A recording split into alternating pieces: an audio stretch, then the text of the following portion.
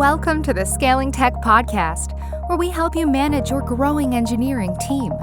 Through expert interviews, we help you navigate the challenges of leading, hiring, growing, and nurturing your tech team to deliver the value your customers demand. Brought to you by agilityfeet.com, experts in staffing engineering teams in Latin America for clients globally. Welcome to the Scaling Tech Podcast. If you're leading a growing software engineering team, then this is the podcast for you. I'm Arin Sime, alongside my business partner, close friend, and co-host, David Alfaro. How are you doing today, David? I'm doing fine. Greetings from tropical Costa Rica right now. Hello. Excellent. You're making me jealous already. I am in much less tropical Virginia right now. But sometimes I get to do these from the more tropical Panama City, Panama as well. So you and I get to bounce around a lot. But wherever we're recording from, here in the Scaling Tech Podcast, what we're going to do is normally these will be focused on a guest interview. And we've got some really excellent guests lined up already for our first episodes. Authors and business agility consultants, people like Kanban expert Daniel Vacanti, business agility consultant and Scrum and value stream expert Sanjeev Augustine. So we've got some great guests lined up for these first episodes of the Scaling Tech Podcast. You can learn more about our upcoming episodes by subscribing to the Scaling Tech Podcast on the podcast platform of your choice or by visiting scalingtechpod.com. But for this inaugural episode, David and I thought we should share with you a little bit more about our origin story, what led us to be here with you today, and what you can expect to learn from this podcast. So while we're happy to have any of you as listeners, the listener we have in mind as we put together these episodes and interview our guests is the leader of a growing software engineering team. If you're that person, you might come from a business or a technical background, but most likely you've risen through the ranks at your organization and you're now being entrusted with leading your tech team through a period of major corporate growth. Maybe that's because you just achieved product market fit in the application that your team builds. Maybe you got a big series of investor funding. Or maybe your company was just acquired. Whatever the case is, you've been tasked with leading dramatic growth in your team by executive management, and you, as an individual, are looking to learn and to grow in all aspects of that, the human and the technical aspects of managing a growing software team. So whether your team is 5 engineers or 100 engineers, we hope that you'll find in the Scaling Tech Podcast the inspiration and tips that you need to navigate the challenges of complex technical teams. David, what do you think? Is there anything you want to add to that about, who do you imagine our listeners will be? Well, the other thing I will add to that is also the new reality post-COVID is the remote software developer. I mean, Yes. How to grow a team. I mean, it is the reality. The reality is that now we are thinking about the world. I mean, the new reality is it's hard to swallow sometimes because maybe we were used to be everyone in the office and that would help collaboration. But the reality is that we are now facing a new huge opportunity, the globalization of talent. And that brings challenges. And those challenges, I mean, we will address those challenges as well. Absolutely. Yeah, I totally agree. And for our listeners, you're going to hear that kind of in our story too, this idea of remote talent and working remotely. We've been doing this for over 10 years together in our company and working with our clients. We were leaders in doing nearshore agile, the concept of having remote teams that follow agile methods within across borders, but still within your same time zone. So most of our clients being in the US, that means working with teams across Latin America. That's something that David was doing before I met him. And then over 10 years now, we've been doing this together and working with our clients. So that's definitely a theme of our origin story that you'll hear today and kind of part of the experience that we bring to this podcast and to, as you said, this post-COVID, this new way of working So yeah, we're going to be talking about a lot of topics in this podcast. I think most of them will be like management and process oriented most of the time, but they're also going to delve into more technical aspects in the context of leading your tech team. So for instance, David, tell me if you agree with this, but I wouldn't say we're going to be a DevOps podcast, for example. We're not really going to get into probably the finer points of how do you configure Kubernetes, but we're certainly going to talk to a DevOps expert about the processes and tools that you need to go from your MVP to large scale deployments of your application, because there's human and technical aspects to that, right? Right. It's all about growth. Yeah. It's we are living in a unique time in human history where now we have access to so many resources around the world, that and so many aspects of it need to be orchestrated, and different parts of it, like DevOps. How do you deal with a human resources point of view? How do you deal with this situation from a management point of view, Yeah. from a CEO point of view? I mean, growth.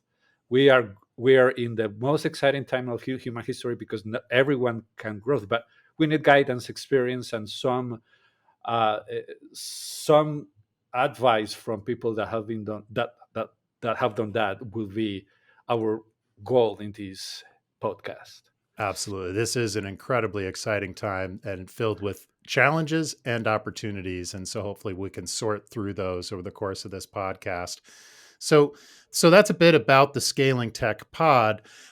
Next, we're going to tell you a little bit more about our personal journeys to be here today. And kind of the real quick highlight there is that in 2010, I started Agility Feet originally as an Agile consulting agency. I was doing Agile consulting and training, but then in 2011, I paired up with David, and Agility Feet turned into a nearshore software development agency with most of our team in Latin America.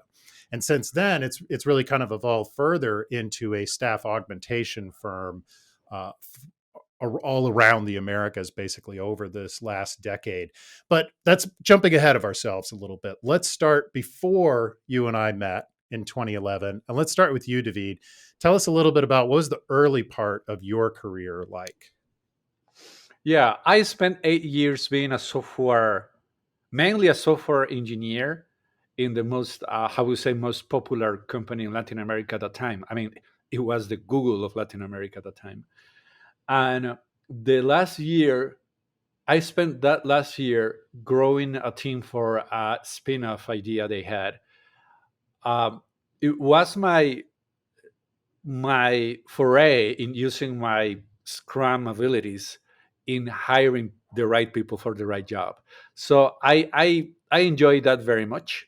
I was able to find even an Argentinian, someone from Argentina. For that, I have to say that was huge for the company. That was the first time someone not from Costa Rica was in the company as a software developer. So everyone was almost insulted. I mean, but we are so brilliant. Why you're bringing an Argentinian? Well, I need his talent, his skills. Um, Now, the spin-off was a terrible idea from the beginning, from a business perspective. I always disagreed on that. Uh, and it was so bad how everything unfolded in terms of business, not in terms of team. I think that I brought up, I put together a hyper productive team, and I was very proud of that. But that doesn't count if you don't have a business case. So that was a terrible situation for me. So I quit. I quit. It was horrible. And then I tried be a businessman. I thought, well, if I am smarter than my bosses, then I can do a lot of money. Wrong. I mean, I didn't have a clue about how to run a business. So my first business was a huge, huge failure. It was I tried to be um, an agile consultant in Costa Rica. I was way ahead of my time. No one would understand that. All the business owner will laugh at me when I will start talking about Scrum and collaboration and treating developers as humans, as human beings. Why? So I failed at that because I didn't have any market. And then that was my first failure. The second failure was to now, okay, if I cannot convince people, if I cannot convince business owners to do this, then I will be a business owner and I will run my software company. And I tried that and I failed terribly because my first client was the worst client I could ever had. Uh, he didn't understand anything about software. So it was a terrible situation. It was a terrible decision. At that time, I was closing by the moment I was closing that project because I was fed up of the situation, and the business was over already. At that time, I was by the beach in Costa Rica. If I correctly remember, it was Tamarindo in Costa Rica, and I was making a tweet that said, "I am in something like that." It was, "I am in the beach with my team, doing a software development project for an American company, and and life is good." Something like that. I was to. I was trying to cheer myself up by saying that. It was horrible, um, and that was the tweet that you caught, That's right. right? Yeah. Little did you know that you were just trying to cheer yourself up, and you instead you baited me into working with I'm you for the sorry. next decade. It was amazing. Apologies. And that's where we are today. Yeah. Yeah, there Right. is so much that about our story that does come down to that tweet, which is really interesting. But yeah, so it's also it's so much of your story, and I think this is why you and I have always gotten along so well, and it's been Mhm. such a wonderful business relationship together. Is that we do have a lot in common about our story. So I'll back up the clock a little bit now, and a little bit of my background before that magical tweet from Tamarindo Right. Beach in Costa Rica that David sent. So I studied electrical engineering originally, and for the first couple of years of my career, I made printed circuit boards. I was working in Mhm. hardware, and that was really cool. But I caught the software bug pretty fast, though. The time amount of time it takes to design a complicated printed circuit board and then assemble it and then see if it works or it just catches on fire. I found I didn't really have the patience for that. I loved how software development you can build it, you can recompile it, you can find a bug, you can fix it, recompile it again, and be done, right? And I'm saying recompiling here a lot because we're talking in the late '90s at this point. And so I managed to catch on to the first internet wave. And in '99, I became a software developer for the first time at a company called Value America. And Value America, David talking about bad ideas and early failures in your career and seeing people run a business and going, I could do this better. That was kind of Value America. I was too All right. inexperienced to try and run that company for sure, but it was a glorious failure of a company. And there are literally books written about this company that I have read. I am not named in them, but from what I can tell, those books do not exaggerate very much. And Value America, the idea of this company was we thought that we were going to be the Walmart of the internet. And we compared ourselves to Walmart because Amazon didn't exist yet. So we were really trying to be Amazon before Amazon. And when Amazon was, first just talking about books, we were starting off thinking about everything being sold online. And the company, when I joined in April of '99, was being talked about in the business and technology media as kind of a darling, one of the great startup stories of 1999. 9 months later, the end of '99, we were being talked about as one of the biggest failures of 1999. And people Right. were getting laid off in the middle of the holidays. And Right. I left the company shortly thereafter. So I've always said my time at that company is directly correlated with them going from going public to failing But it wasn't my fault. I was a lowly software developer, but there is a correlation there. But it was the most intense 9 months of my professional life. And I learned a ton building. I actually was working on call center software there originally. It was not the most impressive part of that business, but super crucial.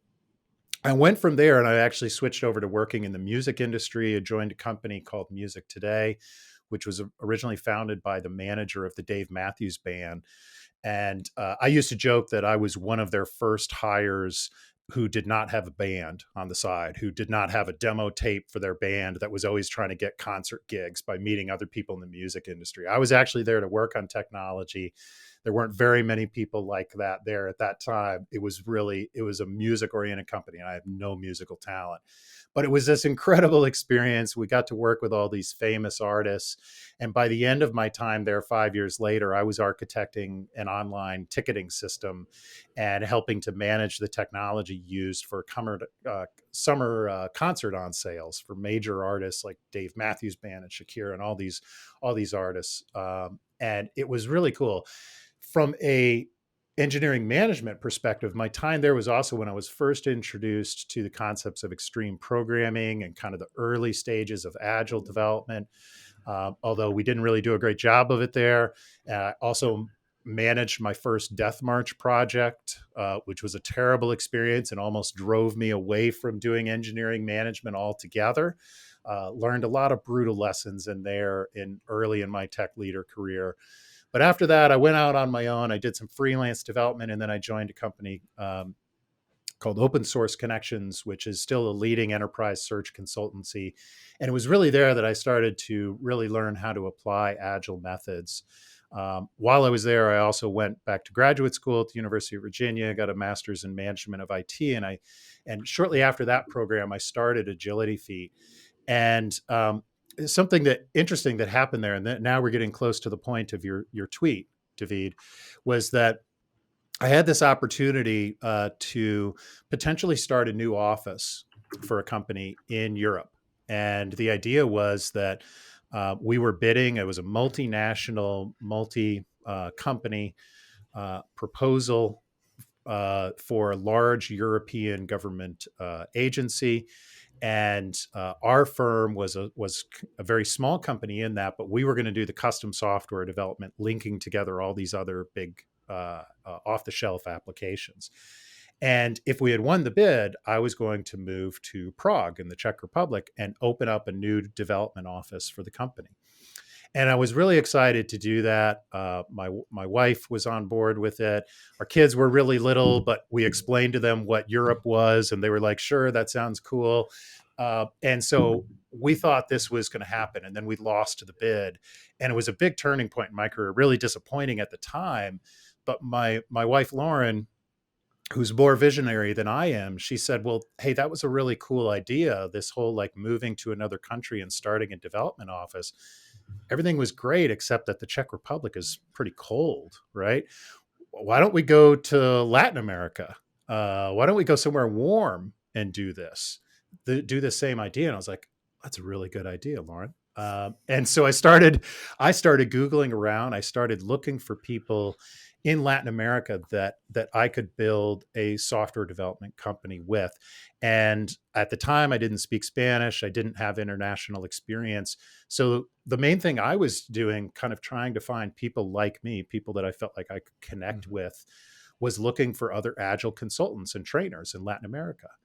And as the fates had it, David, you were sitting there on that beach in Tamarindo, a beautiful beach in Costa Rica, sitting there tweeting, and I happened to see your tweet, and that was the beginning of our business relationship, really, right? Absolutely. And at the beginning, I was reluctant. I didn't want to do anything. I was very frustrated. I was trying to soft land the bad client I had. Yeah. But you and I kept talking, and I have to give you the credit to manage that conversation in a very mature way, not emotionally, as I was dealing with this. And something that we discussed that was very important to me was, okay, it's like, okay, David, I understand that you're frustrated, but what could be the best way given your learnings, your experience, what would be the best way to do this? And that helped me to actually go deeper into my soul and analyze this from an adult point of view. And then we found a way to start, and we started a software, I mean, a custom software company in Costa Rica. Well, actually, that was Agility Fit in Virginia, and I will be the arm. I mean, the operational side of it. I will Yep. be the person in Costa Rica that I will find the people in Costa. I still was hooked on the idea of using fellow Costa Ricans to do this. And somehow we started that way. I mean, the Yeah. first team was only Costa Ricans.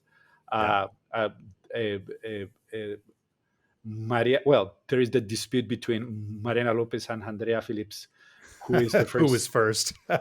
Who is first? I mean, conveniently, I don't remember because I. If I say anyone, I will be in problem anyway. So either of those two were the first one, and then the other two, this the other was the second one, and then we Yeah. brought more people.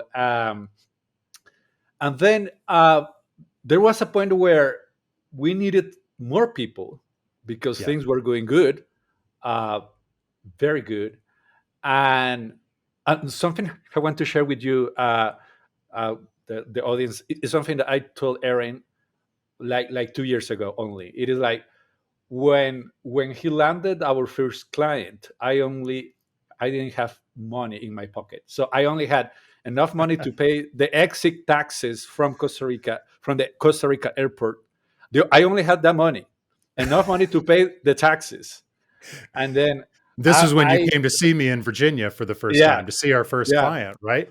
Oh, that's I great. was I was starving. I mean, really, I landed because I didn't have money to buy anything during the flight and during the trip, Yeah. and I didn't have anything really. I was just yeah, starving, and I was happy because once you pick me up, now I will be fine. I mean, someone will take care of me. So here, that's fascinating, and you have to. The other side of that story is really interesting too. Funny to me because that day that you were so the way this happened, as you backing up just a little bit first, as you said earlier, David, you were cynical at first when you and I first talked, and I remember you saying to me, look, Arin, I've talked to other people like you before, and if if you can bring me clients, I will help you build a development team. But prove to me first you can bring me clients. That's what you said to me. And you were very correctly cynical because I was talking out of my ass a lot.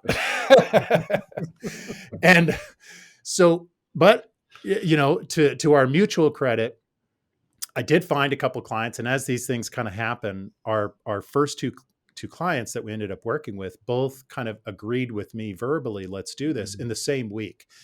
And so, we went from having 0 clients to all of a sudden having 2 in the same week.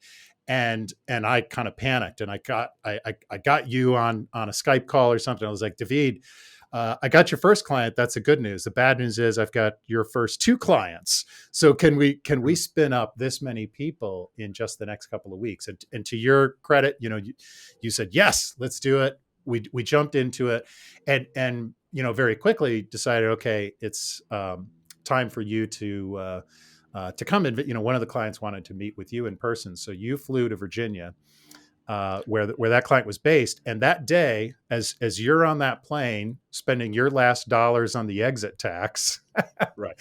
I was sitting on the side of a basketball court watching one of my sons play basketball, and I'm sitting there next to my wife, Lauren, and I'm saying, this afternoon I'm going to go pick up this guy from Costa Rica, David, and I'm really excited. Like, I think this might be the beginning of something really big. I was excited about this business opportunity. Now, Lauren asked a more practical question, because keep in mind, we're doing everything remotely. You and I had never met in person at this point, but we had 2 clients, and I was going to pick you up that afternoon at the airport. Never met you before. I felt like we already had some bond from our conversations, right? So she said, "Well, that's great. I'm excited for you too. I hope this business works out. How are you going to recognize him at the airport?" And I sat there, I was, oh my God, I have no clue what this man looks like. And this was remote work, right? I mean, Right. now people can appreciate this more because we're doing video calls. And Right. even if we don't meet our teams in person, ever perhaps, we still get to know them more, but we weren't even doing video calls. I mean, Skype audio was bad enough as it was at that point in time. So I sat there on my phone, probably in 3G days or whatever it was, on a bad connection at my son's basketball game, desperately trying to find a photo of you online. Like, how am I going to know what this guy looks like? Thankfully, the Charlottesville airport that you were flying into is a very small airport. So it was really obvious because there was only one guy getting off the plane with a Costa Rican accent. And Right. somehow we recognized each other right away, never having met. And it was immediately like we were old friends. It was great from that moment on. So we have found each other at the airport. We're working with our first client together in Virginia, but there was a key part of the process of working remotely that we hadn't figured out yet, and that was the international payments. So when we got our first payment from a client, we had to figure out how to get that money to you in Costa Rica so that you could pay the team. And now that seems like a very simple thing. There's services that allow for that, but at that time, we were really, I think, pioneers in a lot of this type of work. And I talked to my bank and I said, okay, how can we send this money to Costa Rica? And the whole concept of what we were doing was pretty new to them. They had certainly not talked to anybody else at that point in time, and it was clear that this was going to take a couple of months to get everything set up on the banking side. And but in the meantime, we had to pay the team, obviously. So I ended up going into a Western Union in a Harris Teeter grocery store in the small town outside of Charlottesville with a big stack of cash, from cashing the check from our first client to send that money to you by a Western Union transfer, which, for those who don't know, is not a cheap way to send money internationally. It's not designed for business transactions like this. So, but it was the only way, without having had all the bank approvals yet and all that mess, that we got the first payment to you in Costa Rica for the team. Now we've got a finely tuned process. We have a very sophisticated wire transfer system. We've learned a ton in 10 years, but that was one of those first really interesting sort of brutal business lessons that we learned, is how am I even going to get the money to you? Oh, yeah. And I want to emphasize this. That was life-saving uh, thing for me, because now I had money to take home and put some money on the table. So I had all the motivation of the world to solve that problem. So Yeah, thank you for doing absolutely. it. Well, thanks to the Western Union people at Harris Right, Teeter. right, right. But eventually we got that figured out. And but yeah, this was not a venture capital based business that we started over 10 years Mhm. ago together. And yeah, so those first couple of years, were interesting as we kind of got it going. But David, take a couple. Give our listeners a couple highlights of some other things that we've learned over the last 10 years of what the trajectory of the business has been like since then. Right. I think there are turning points or tipping points in our story. I think the first tipping point was when we hired the first non Costa Rican for our team. Although I had Yes. already the experience, I didn't have the experience. I mean, for me, for us, it was the first time that we would uh, deal with hiring, contract, and payment, which is our specialty, right? I mean, but Yep. that would be the first time that I would do that with you outside of Costa Rica, outside of Yep. zone of comfort. And I remember with great appreciation, and you remember Jariel Diaz Yeah. Permejo. Yeah. Yeah, Wonderful guy. wonderful. It was the first person that we hired outside of Costa Rica, and I was so reluctant, so reluctant. Maybe you remember that I was so reluctant, but we needed the talent. I mean, it Yeah. was so difficult to find that in Costa Rica already, and we were It's, desperate. And he said, "Well, let's try that." And oh, I mean, Ariel was so wonderful, so smart, so committed, so productive, so nice person. yeah. And I mean, I have to be grateful to him because he lifted all my fears about doing this, and Right. we ended up finding a way to send him money, and it worked wonderfully. But once Yep. you solve that first uh, uh, scary step, now we started at each other and said, "Wait a minute, this we're onto something here."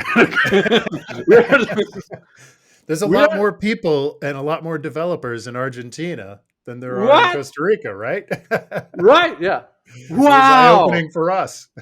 It's like setting foot in a whole new continent. Like it's just Yeah. that. It's that. And I remember everybody.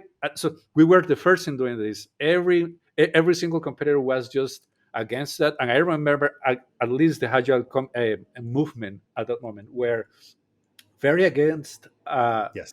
remote teams. Now they are Yeah. more. Truly remote teams. Yeah. Yeah, they would say no, no, no. You're losing productivity. You're losing collaboration. You shouldn't do that. And but I mean, it was working for us. I mean that Yeah. the lesson that we learn is for the right person. For the right person, it doesn't matter if it is remote or not. Really, Yep. Yep. really. I That's mean, right. that's the trick. That's the trick. And given that now we have a bigger basket to choose from, now you have the luxury to choose the right person to work remotely. So Yeah. it's a different game. Yeah. Uh, I think that was. I mean, again, thank you, Hariel, for that. I think that you were, and he knows. I mean, he knows how much he uh, eh, how much we value him, and he's now, by the way, in the United States, I think. Working for a US company. Yeah. That's Yeah, right. for his Yeah. Yeah. company, and when we were so we were so happy for him when he, in fact, Yeah. we push him, we encourage him to do that decision. Uh, so it's great. He's a great person. uh, Yeah. I think that was I mean the most important pivot uh, that that we had. I think uh, now we don't have to have an office. What? Exactly. And that was something you had to convince me of originally. That was a really important part of that pivot for me, Mm, because when we first started working together in Costa Rica, I, as you said, the agile community in general was very much you have to do everything together, co-located in a single workspace. mhm, And um, we were both comfortable with the idea of no, you don't have to do that. But for me personally, I was still definitely of the idea that, well, sure, we can do part of the team in Costa Rica, part of the team in the US, but ideally with the team in Costa Rica together in an office there and co-located there, so that you have two, locations instead of one location for each person on the team. So I was still not thinking as far ahead as fully remote teams. And so, yeah, when we started to expand beyond Costa Rica, and this is still years before the pandemic and the mhm. proliferation of remote work now, that was a huge turning point. You're absolutely right, because that was also the point where I started to truly believe that, yeah, Agile can be done 100% remote, where everyone in the team is remote. And we didn't, I slowly came to agree with you that we didn't have to have an office in Costa Rica Well, either. I mean, I have to. I mean, and this is true. I mean, the following statement is so true.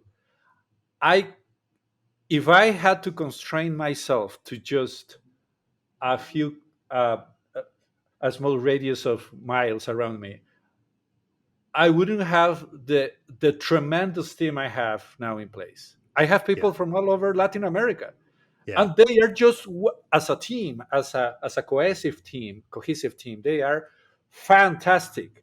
fantastic. It's just they are just so great, and it is so difficult just to try to find that excellence in people, which you have such a small place. Hmm. So, oh man, it's just fantastic. It feels so great. Uh, Yeah. Definitely. Now, the next turning point, I think, was Well, I mean, a couple of middle points that we have enjoyed was when we started Simple Doc, like Yeah. uh, Yep. like a small venture without with it that was fun as well. Yep. Um, then the next venture, it's been an I think vital part of our business is workbooks, Yep. which is Huge. it's the part that handles all the payments right now. Hmm. Uh, all that business, all that model, which like an escrow type of thing, it is very useful for us, very useful for us. And that company now is integrated with all sorts of payments ways to send money. So it's like a specialization Yeah. of the business. So that's very I think that was a important tipping point. I think that decision. Yeah, uh, absolutely. Yeah, we were building. I mean, our both of us come from a background as software developers originally. Both of us come from this background as agile consultants and trainers prior to getting this going. But ultimately, maybe the biggest lessons that we've learned and the biggest value that we add to our clients is around these operational logistical problems and pulling all that together of being able to do the kind of the recruiting for them because we have the technical background to do that successfully, but also to take care of all those contracting and payment issues for them because it took us years to figure that out ourselves. And it is complex. Think of it all is. the K2C, all the K2C rubbish Right. that you have to deal with. I mean, it is just horrible. It is. We have the advantage of years doing this, so maybe we came in where it wasn't that painful, so we are enjoying that now. Uh, but if for the first time you try to do this, it's not easy. I mean, Yeah. it's not easy. It's not easy. A lot of legal concerns that you have to go through that we take care of, and we have people taking care of that constantly. Uh, but that was a great decision, really. I think that the next turning point was, uh, or tipping point was yeah, when we start to see that the talent scarcity in the United States was becoming so intense, and in fact of uh, um, spreading over Latin America. Yeah. So we came to a point where we were realizing that we were solving too many problems at the same time. Hmm. Uh, I mean, we were doing a custom software development for American companies that implied to solve all the three things that we said, like hiring, uh, uh, contracting, and paying. Hmm. Those three things are very complex and very hard to do because Hmm. it's solving the talent scarcity problem. And on top of that, doing custom software delivery. I mean, it at some point you have to make a decision of where you put all your energy. Yeah.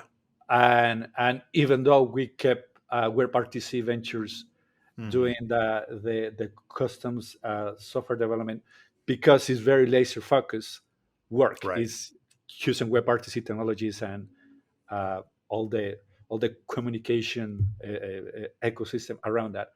That's it is focused enough that is worth it to still doing business in doing custom software there. Yep. But for Yep. the rest of the business, oh man, it's too much. And at the end of the day, if you think about it, it is a mid-sized company is not interested. If you think about it, is not interested in delegating or giving away of the control over the software development project. Yep. Is not healthy. What happens if that outsourcing company just do something that you cannot control and it puts you in a very bad position? Right. And right, I mean, because that company has all the control now.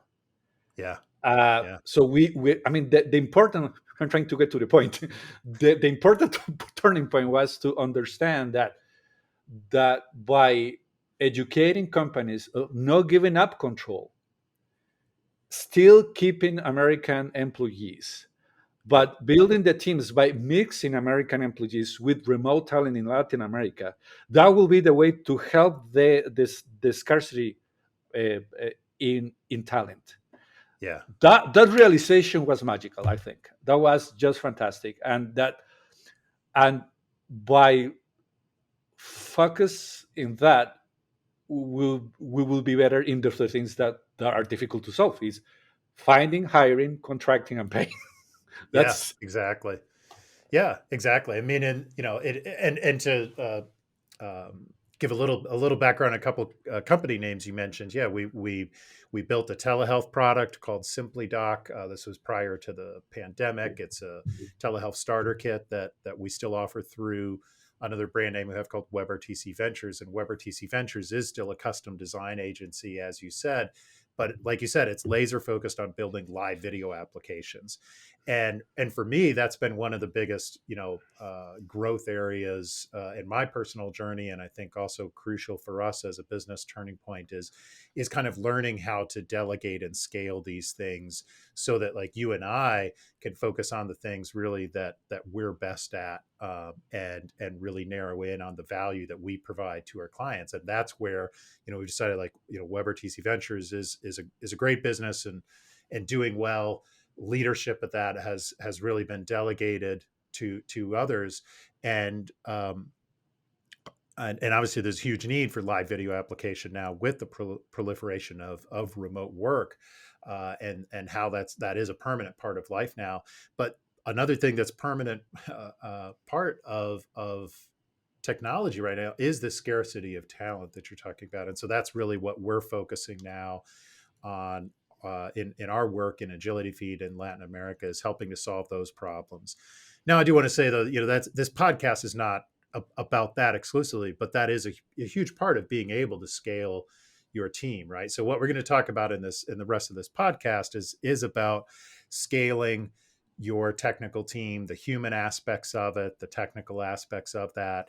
And so it's going to touch on things like we just talked about, of how do you handle remote talent, how do you hire, and how do you manage that remote talent, how do you handle a completely remote team, as well as so all those human and process aspects of it. But even if your team is entirely located in the same town together, or even more unusual these days, together in a single office, these are still going to be things that will be valuable to you. But a lot of our experience does come from how we have helped companies over the last decade to scale their technical teams remotely throughout the Americas. And I tell you, I feel like we've learned a ton doing that, and I'm excited to share that not only with our clients now, but also more through this podcast with others.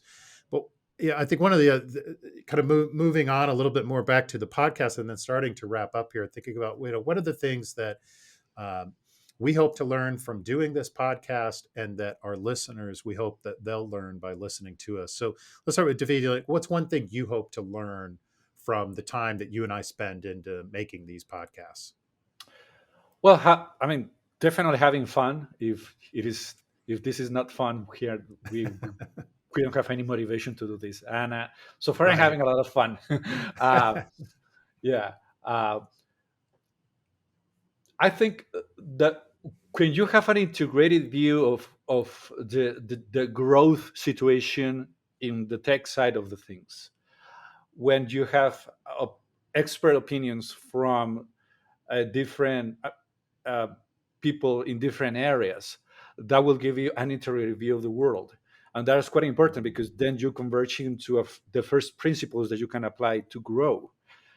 So I am looking forward to ask that the kind of questions that lead towards that. I mean, we are facing a new world. Every Yeah. year that passes is a new challenge. So how how successful companies are facing and solving those challenges for the sake of growing. So Yeah. I definitely looking forward to keep hearing more uh, uh, in the tech arena about this. Yeah, absolutely. Yeah, and I mean, kind of on a similar note for me, what I'm hoping to learn from doing this podcast is really kind of like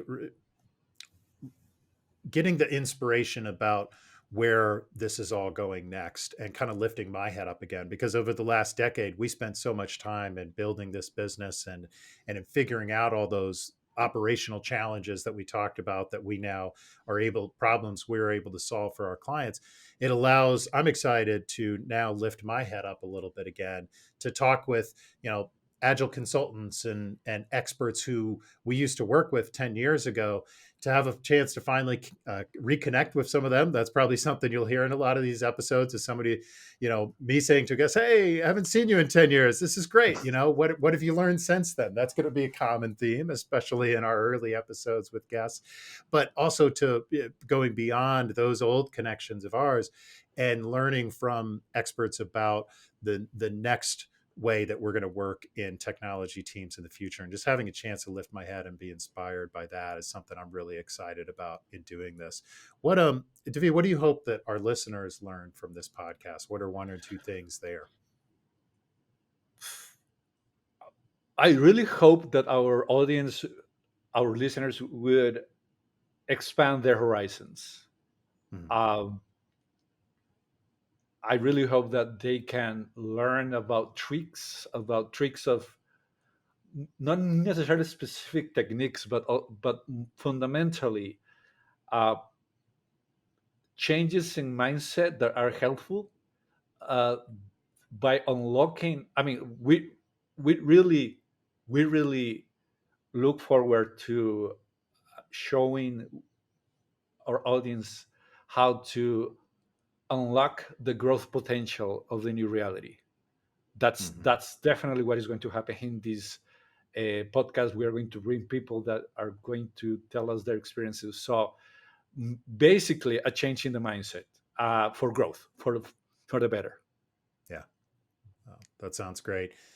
I think for me, there's a couple of things I want our listeners to learn from listening to this. One is, I remember back when I was doing agile consulting and training, one of the biggest challenges about that was, teaching agile by the book, for example, but then switching in from trainer to coaching mode with a client and having to help them figure out how to adapt that to sort of their situation. And that gap between, that often happens in any sort of consulting, between theory and practice, I think is really hard for a lot of people to bridge.